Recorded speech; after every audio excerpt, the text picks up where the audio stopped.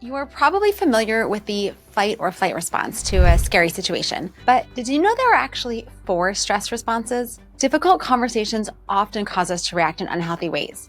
And today's guest will walk us through the 4 F's of stress responses and how you and your team members can engage in difficult conversations more productively. Joining me today is Candice Elliott. Candice is a fractional CHRO and HR mentor for business and nonprofit leaders. She focuses on the intersection of public health, organizational and community development, all in order to help leaders foster cultures of healing where they and their teams can thrive.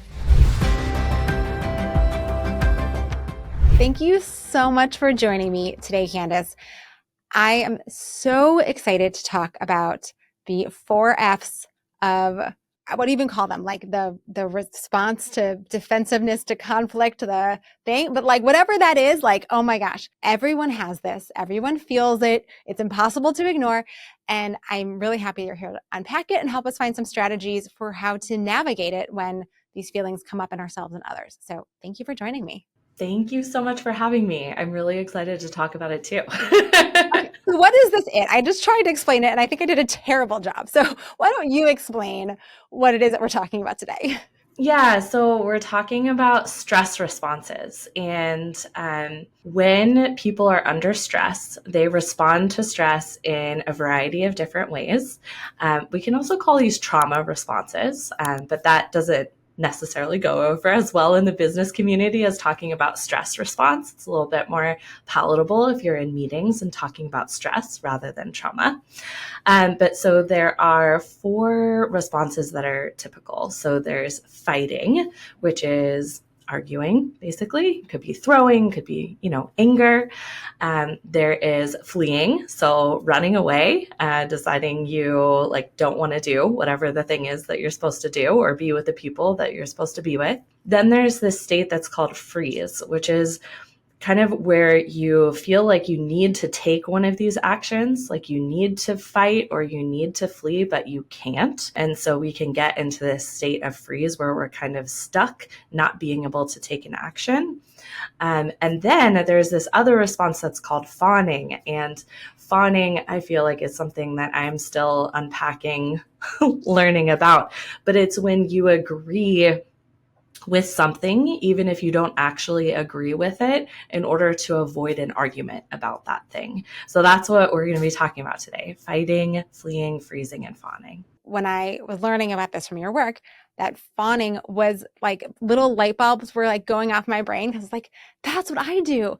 I am so conflict avoidant. And also I feel like the easiest way to like end the conversation is just to be like, you're so right. I totally agree.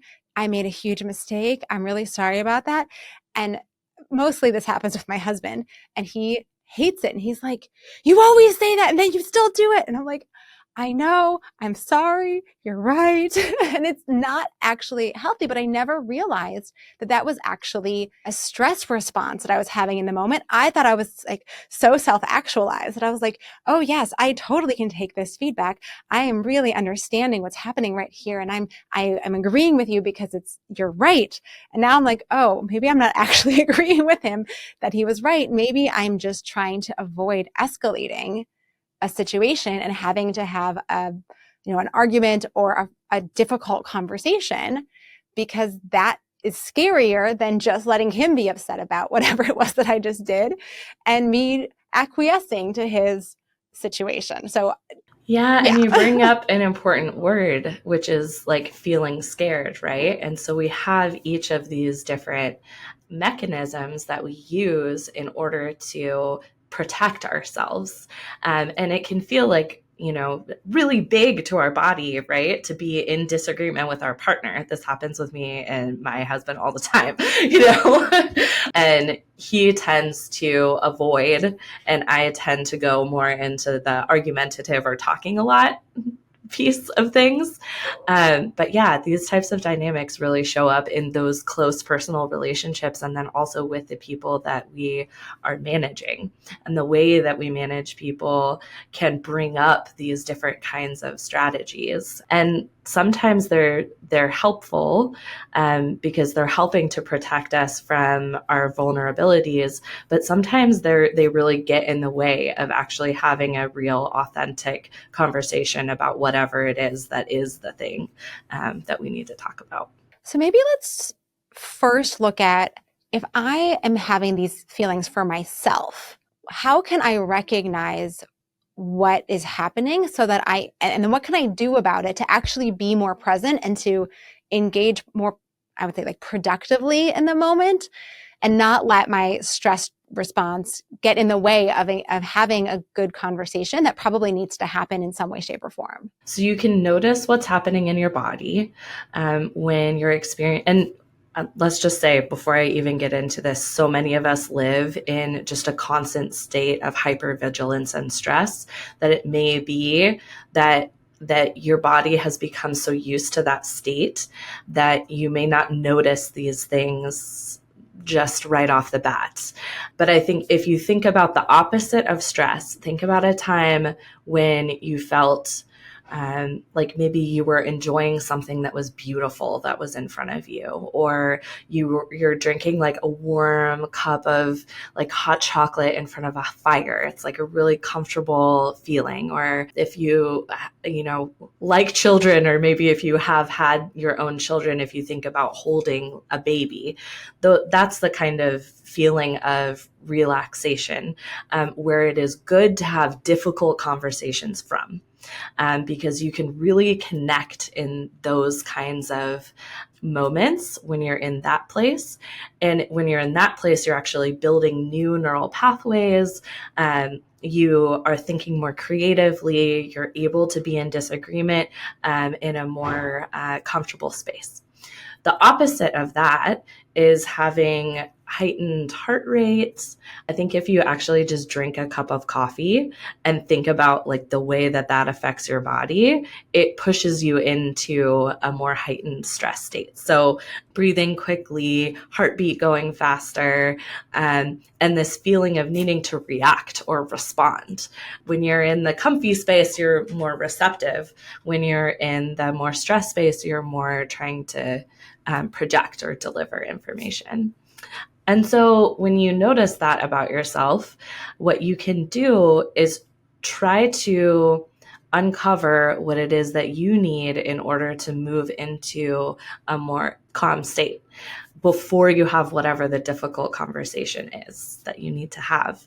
And our capacities are different for being able to move into calm space and relaxed space, right? Like if we're working 2 8-hour jobs every day, our capacity is going to be at one place. And so having compassion for yourself and where you're at is really important as you're doing this work, and also finding ways to, bring in things that help you to feel more calm and centered. I'm wondering about the like taking a break, like not going so far as to flee the conversation, but to like proactively ask, like, can we not have this conversation now?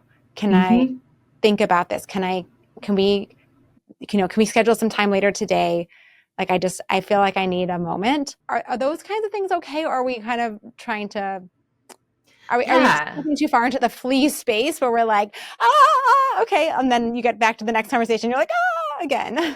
Yeah, no, if it's an intentional time to take space away, to be able to get yourself into a place where you can approach the conversation in a grounded way, then yes, of course. The flee is like, I need to get away from this person. I can't deal with this thing. And if you're fleeing, kind of, you'll notice that it can happen consistently. It's starting to feel like you need to avoid work, or you need to avoid this person, or you need to avoid certain kinds of situations. And so it comes up not necessarily just in one conversation or in one topic, but on a regular basis. So you'll start to notice patterns. But yeah, it's an important part of having healthy boundaries to tell people when you need space in order to be able to have a conversation. And it's not something that is something that we learn, really.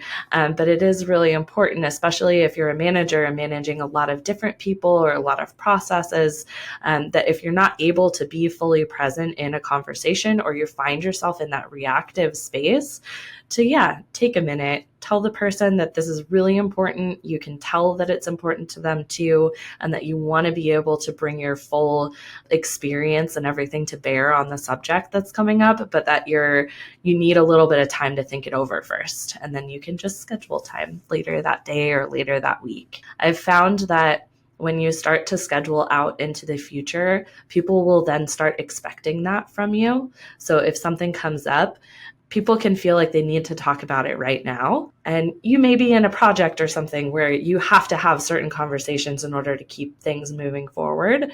But sometimes that's not the case. And so you can come back to the conversation tomorrow, or you can come back to it next week. And so if you need time, just holding firm in that boundary of yours that you need that time. Yeah, I love that most of the time it's not that urgent. And it, in my experience, it's also helped the other person, right? It gives them a chance to also process a little more and come in, because, it takes two of us. And I know, at least when I tend to give feedback or have a difficult conversation with someone, even though I'm not the one receiving, I'm the one sharing, my own nerves go up, right? Like my own stress responses can kick in if I feel the person being defensive, or I feel like they're not understanding me, or I feel like they're whatever it might be.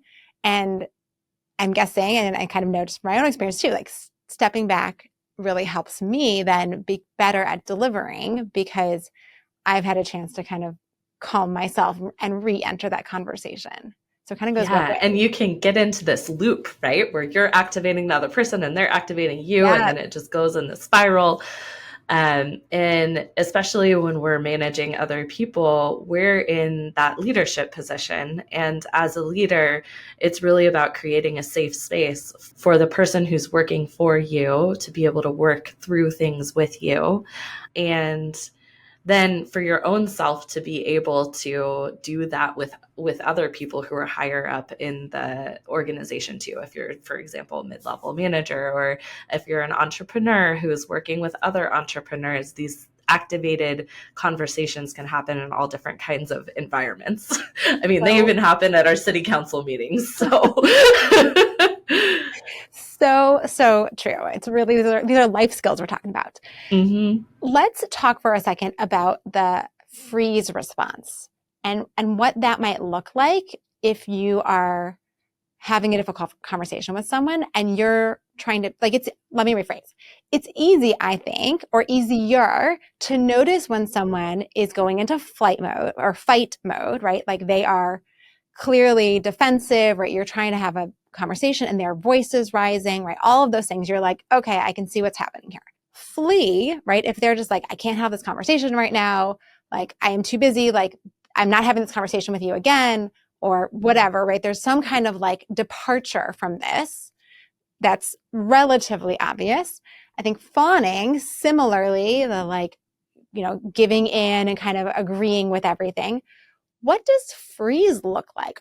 Are we just saying like they're literally like silent and sitting there and kind of deer eyed and like not sure what to do? Let's say you have someone who's working for you and they have taken on some additional responsibilities, and they have asked you for more pay in order to fairly compensate them for this more work that they're doing. And you have, looked at your budget and there just isn't more money right now. And you have told them that. Let's say you haven't avoided it, you haven't fled that situation because you don't want to have the conversation with them.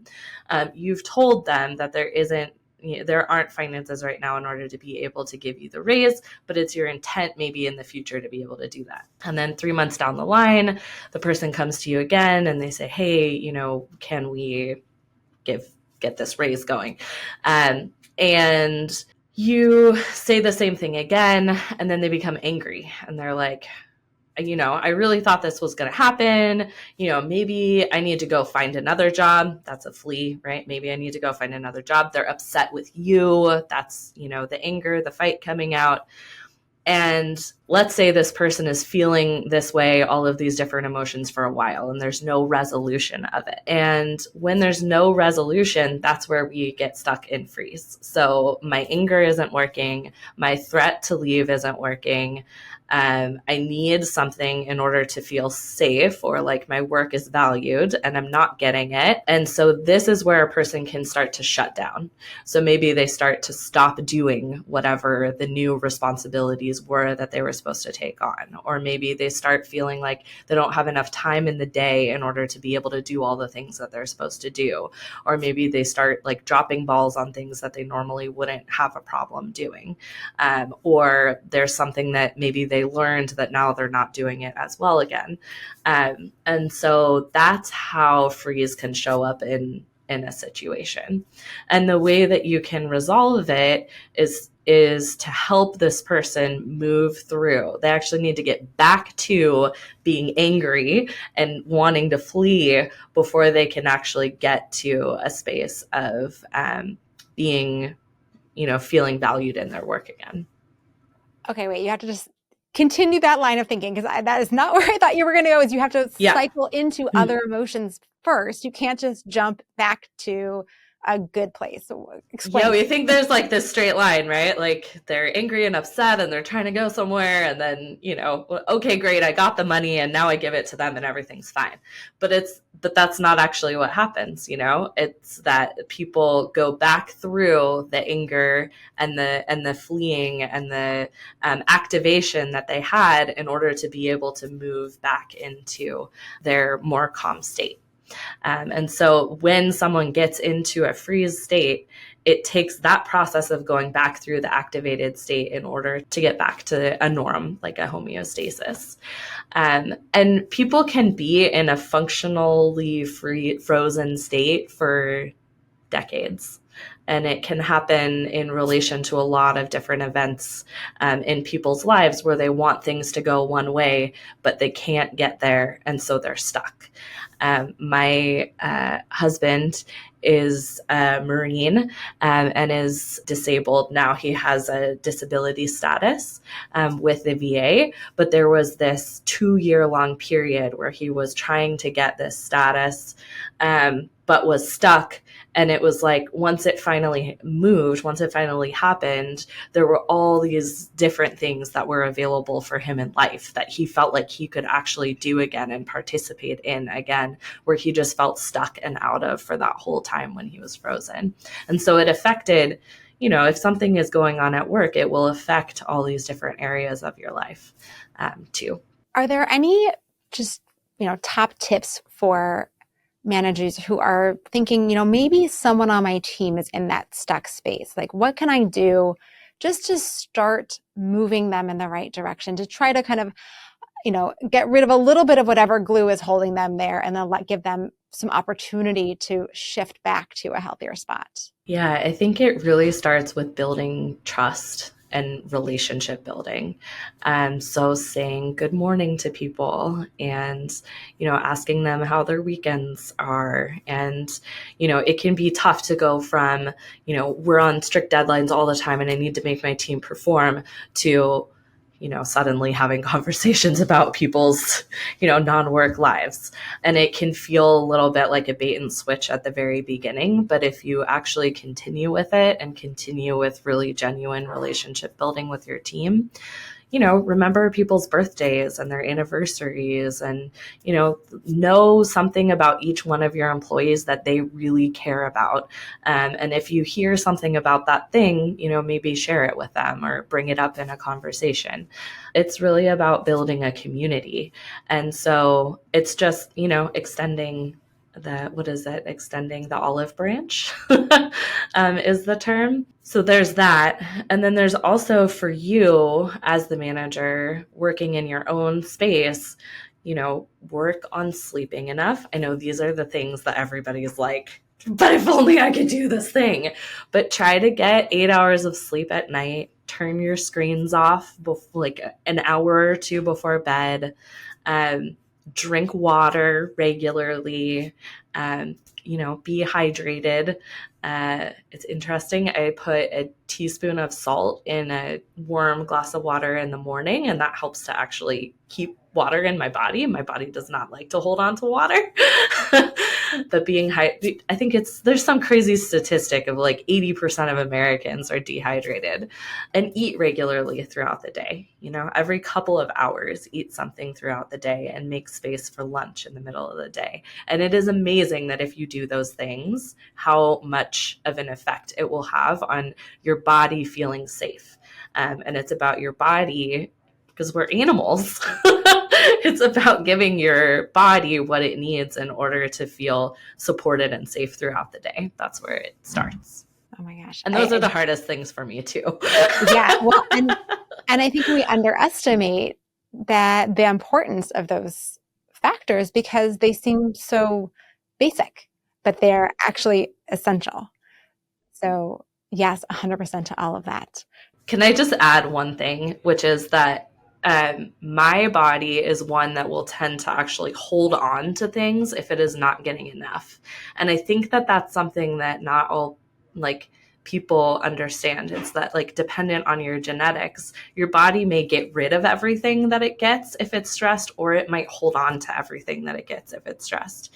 And so if you're feeling swollen or bigger than feels healthy to you, it could actually be that you need to eat more, or you need to drink more water. And that was a big light bulb that went off for me as especially a woman in our society. Yeah. Oh, yes. Well, and the half-life of the stress hormones was a huge eye-opener for me when my husband and I do get into a discussion, as I would describe them. He might say more like a debate, but for me, it's a discussion. And afterwards, I'm like, okay, great. So what should I make for dinner? Right? All right, are we going to watch a show now? What's happening here? I am just ready to go into the next thing in my life. And probably because I'm avoid, avoid, avoid. Don't let any bad feelings come in, which makes it very easy to continue on in my life. Whereas for him, he'll be like, I know I'm not angry at you, but I still feel angry at you. And it's it takes so much time for all of those emotions and the hormones that are pulsing through his veins to get out so that he can actually be recovered and ready to engage in a kind of normal, calm, not stressed mode. And that realization for him to be able to say, I know I'm not angry anymore, but I still feel angry. I know there's no reason I need to be feeling this, but I'm feeling it, was a big aha moment. And I'm wondering what we can do for ourselves or for our team members when we're in a difficult conversation at work, right? And you leave and the conversation's been resolved, but now you're supposed to go into this other meeting or turn your attention to this client deliverable, and you're feeling whatever those feels were, whatever that stuff was happening. Is there anything we can do to kind of help ourselves come out of that stage faster? So you can put it into a freeze, for a little bit until you're able to deal with it. Just consciously know that that's what you're doing so it doesn't get stuck. And it can help with anger to do things like punching or pushing or, things that are with your chest, to push things away or punch things away or kicking. And then with fleeing, sensations, it can be really helpful to run, to actually run. So those are things that you can do later, or if you're able to take a break. Obviously you want to push something that is not another person, a wall or a punching bag or something like that. That's super helpful, to actually make it physical in a way, right? There's the mental part of I need to compartmentalize so that I can turn my attention and I can revisit whatever I need to process later. But there's also the just get the physical sensations out of your body. I love that I'm even moving my hands here and being yes, get it out, push it away, right? Shake it off. All of those things just help our bodies recover. I love that. I've never tried those things, but now I'm excited to try them. Yeah, it's interesting. If you look at a picture of the human body and the nervous system, you can see that the nervous system it's everywhere, right? And so if you can get your body, the whole body, into some kind of movement, then that can really help to move things out of the nervous system that are stuck. Awesome. This is fabulous. All right. I think this is where we're going to have to wrap up because we are running out of time. Candice, can you tell us about a great manager that you worked for and what made this person such a fabulous boss? Yeah, I think one of the most influential managers that I ever had, his name was Zach Davis, his name is Zach Davis, and he is the owner of a restaurant group here that's called the Glass Jar. They're a farm to table restaurant group. And when I was first doing human resource management, he was my boss. And one of the things that I learned from him was that he was very careful to speak. And when people brought something to him, he would pause sometimes for an uncomfortable amount of time before he would respond to something. But it was because he was really thinking through it and considering it. And so that I have taken with me through my career and have found it to be very impactful, especially in these charged moments that can come up. Yes. We should be all embracing the pause and the thinking moments. Love this. Yes. Great. And where can people learn more about you and keep up with your work? So you can do that on my website. And then also I post on LinkedIn fairly regularly, so you can connect with me there too. Awesome. And what is your website and what's your name on LinkedIn? Yes. So website is www.fortressandflourish.com. You spell out and. And then on LinkedIn, it's Candice Elliott. And I'm the Fractional Chief Human Resources Officer. You will find me there. Awesome. Well, thank you again for joining me today and talking through our stress responses and how we can kind of navigate those difficult conversations in our own bodies and feel more successful and more healthy while doing so. Thank you so much for having me.